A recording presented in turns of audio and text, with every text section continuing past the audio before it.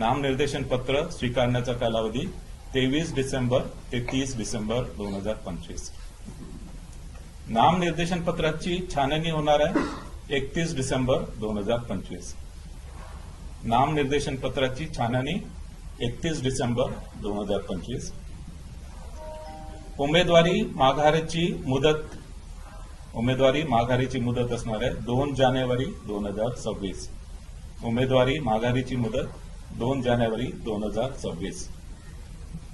निवडणूक चिन्ह वाटप व अंतिम उमेदवारांची यादी.